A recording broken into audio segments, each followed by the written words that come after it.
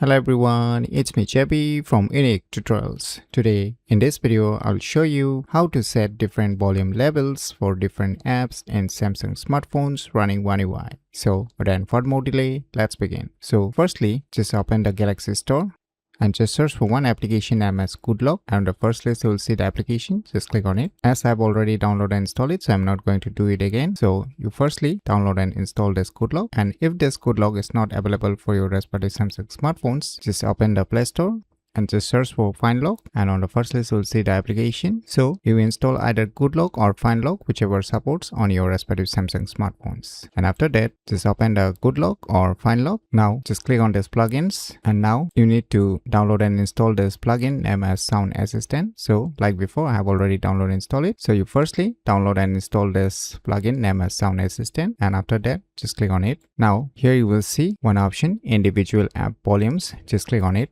Now just click on this plus button. Now select your respective applications where you want to set different volume levels. Let me select some apps here. So once you have selected all the apps, just click on this plus button, then it will add the respective applications here. So now you can manually adjust the volume levels for the respective applications.